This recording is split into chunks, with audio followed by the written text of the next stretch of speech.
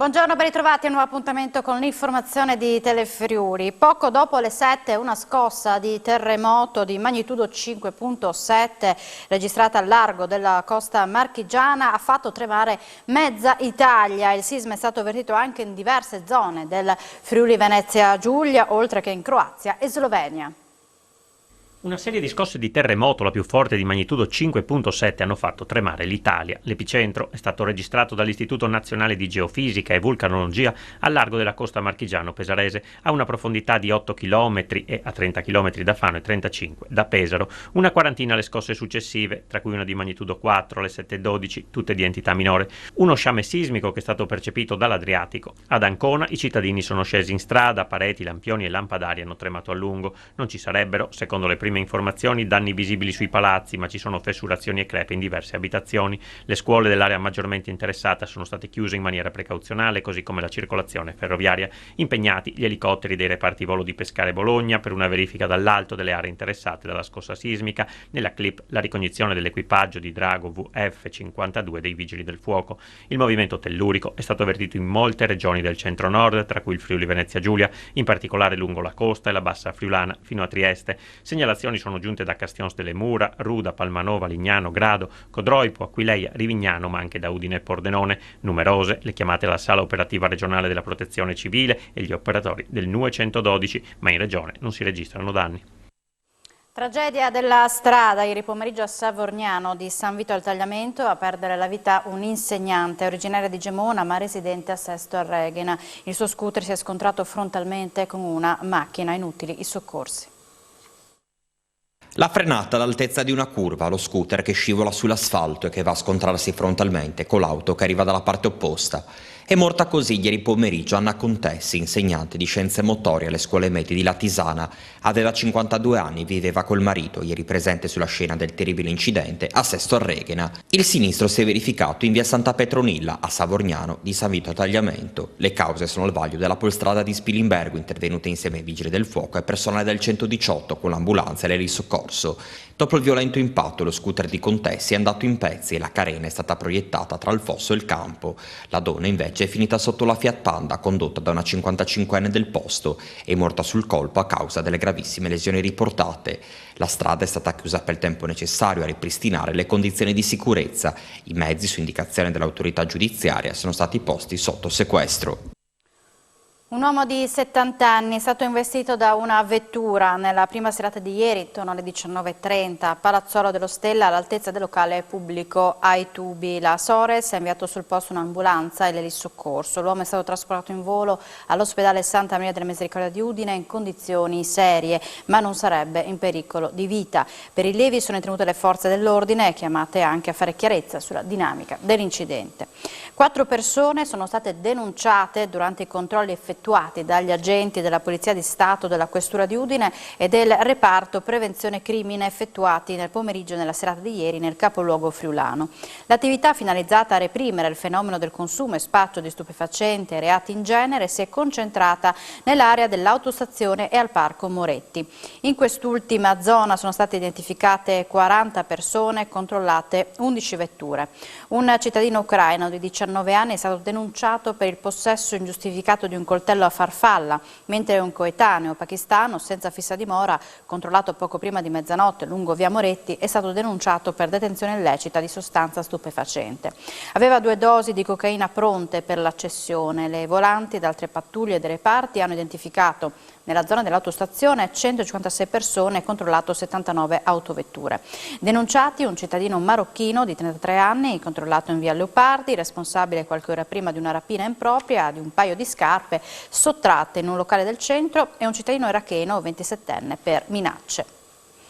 A distanza di 11 anni dalla condanna del Tribunale di Venezia, una pattuglia dei Carabinieri di Basovizza lo rintraccia durante un controllo di retrovalico e scopre che sull'uomo Un quarantenne rumeno pende un mandato di cattura, deve scontare 5 mesi di reclusione per tentato furto aggravato.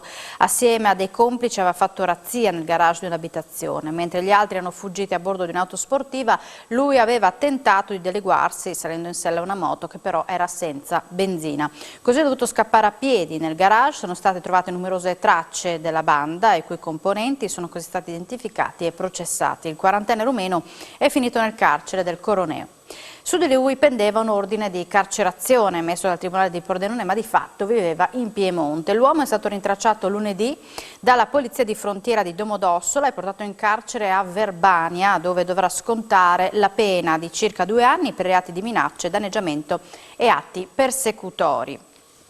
Si moltiplicano le manifestazioni di cordoglio per la scomparsa di Giuseppe Bono, morto a Roma a 78 anni. In tanti lo ricordano come straordinario capitano d'industria, testimonial delle migliori made in Italy, capace di applicare la strategia di impresa ai massimi livelli nei diversi ruoli e incarichi ricoperti nel corso della sua 60ennale carriera. La Camera Ardente di Giuseppe Bono sarà allestita a Roma, nella sala della Protomoteca in Campidoglio. Aprirà venerdì 11 novembre alle 10 e chiuderà alle 19.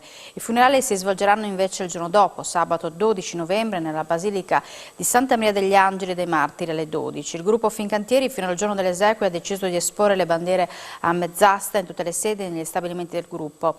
Oggi alle 12 è stato osservato un minuto di raccoglimento. La società ha anche deciso di intitolare alla memoria di Bono la sala consiglio della sede di via Genova a Trieste. Verrà inoltre attivata una borsa di studio a suo nome per ricordare i valori della formazione e della dedizione al lavoro che hanno sempre contraddistinto il suo operato. Negli uffici del Comune di Udine sono in fase di valutazione 76 domande per l'installazione di antenne 5 e 6G. La Giunta Fontanini ha deciso di rivedere il relativo regolamento per evitare la deregulation. L'aggiornamento del regolamento, ha fatto sapere l'assessore all'ambiente Silvano Olivotto, sarà votato nel prossimo Consiglio Comunale. Il piano antenne andava rinnovato perché la questione adesso era diventata delicata. C'erano dei titolari di telefonia mobile che volevano comunque installare i loro impianti e non c'era modo di bloccarli, perché poi facevano ricorso, se noi ci opponevamo, facevano ricorso e vincevano le cause. Quindi con questo regolamento abbiamo ben chiaro alcune cose: la tutela della salute, l'uso razionale del territorio, l'individuazione delle aree più consone, perché ovviamente ci sono dei siti delicati in ogni caso, che possono essere gli asili, le scuole, gli ospedali. Quindi l'accorpamento poi per quanto possibile degli impianti per evitare la proliferazione di tanti pali, la riduzione dei siti se possibile. E quindi questo regolamento tende proprio a regolamentare la questione per far sì che non ci siano, installazioni selvagge. La Giunta Comunale di Udine ha messo a disposizione 45.000 euro per promuovere il progetto di prevenzione delle malattie sessualmente trasmesse ed educazione all'affettività. Il progetto si chiama Prevenzione delle malattie sessualmente trasmesse ed educazione all'affettività e sessualità. È un progetto che si rivolge ai nostri giovani adolescenti che frequentano sia le scuole medie che le scuole superiori nella nostra città. È un progetto al quale partecipano psicologi, educatori, gli insegnanti e personale specializzato dell'azienda sanitaria universitaria Friuli Centrale, delle università e anche alcuni enti del terzo settore che mettono a disposizione alcuni psicologi con particolari competenze. La finalità di questo progetto è far capire ai giovani, ai nostri adolescenti, quali sono i pericoli a cui loro si espongono nella loro vita di relazione, e poi vi è una seconda parte del progetto per quel che riguarda l'affettività. È un progetto che ha avuto interesse, ed è stato interesse negli studenti e negli insegnanti, tant'è che siamo passati dalla richiesta di 87, dalla partecipazione di 87 classi su 14 istituti comprensivi nel 2021 alla richiesta di partecipazione a questo progetto da parte di 120 classi per 15 istituti comprensivi per quest'anno. Una triste notizia è giunta nelle scorse ore dal centro Italia. Maria Ragna, la vitellina friulana nata con 6 zampe, è deceduta a seguito del delicato intervento cui è stata sottoposta. Dall'Abruzzo è giunta una triste notizia. Maria Ragna, la vitellina friulana nata con 6 zampe, un solo rene, un'ernia intestinale e una marcata scoliosi, non ce l'ha fatta. La piccola mucca, di poco più di un mese di vita, è deceduta ieri a seguito di alcune complicazioni, sorte dopo la difficile operazione cui è stata sottoposta. Un intervento unico nel suo genere, durato circa 4 ore, iniziato separando i 2 bacini presenti nel suo corpo, ovvero quello di Maria Ragna e quello del vitellino gemello inglobato nella sua struttura ossea.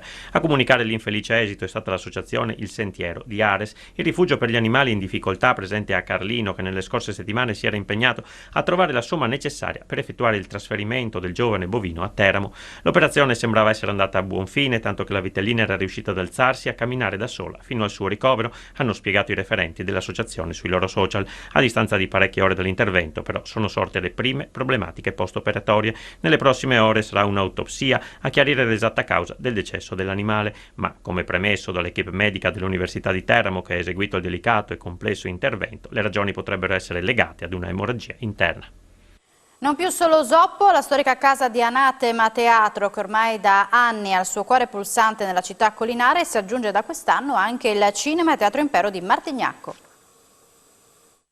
Per Anatema Teatro, compagnia nata nel 2006 a Udine ad opera di un gruppo di giovani attori professionisti con sede operativa il Teatro della Corte di Osoppo, è arrivato l'incarico di curare anche la stagione del Cinema Teatro Impero di Martignacco, tenuta a battesimo con una propria produzione, Il segreto del Bosco Vecchio, pièce tratta dal famoso romanzo fiaba di Dino Buzzati per la regia di Luca Ferri con interpreti Luca Marchioro, Alberto Fornasati e Massimiliano Codric. Conosciuto dai più sia per l'opera dello scrittore bellunese che per la trasposizione filmica di Ermanno Olmi, lo spettacolo svela il rapporto e distanza fra il mondo dell'infanzia e quello della maturità attraverso un'analisi sugli esseri umani e della natura portati sul palco con attenzione anche attraverso le componenti surreali e magiche tipiche del mondo di Buzzati. Lo scenario è semplice quanto d'effetto sulle sembianze del bosco, con 3 marionette ad impersonare personaggi con attento uso delle luci e del controluce, a ricreare quel mondo poetico ed incantato con il colonnello Sebastiano Procolo, che vuole a tutti i costi ottenere la proprietà del bosco, sbarazzandosi eventualmente anche del giovane nipote Benvenuto, al quale il vecchio proprietario Antonio Morro aveva donato tutto per poi abbatterlo completamente e goderne dei frutti al tipico mondo fantastico, pregno di significati, i geni custodi degli alberi, la gazza e il vento Matteo. Dal viaggio di personaggi umani e non, spunta una riflessione quanto mai attuale sul rapporto uomo-natura e sulla capacità di fare un passo indietro e ricredersi sulle nostre convinzioni. Siamo in chiusura, subito dopo la pubblicità appuntamento con A Voi la Linea. Grazie per l'attenzione e buona giornata.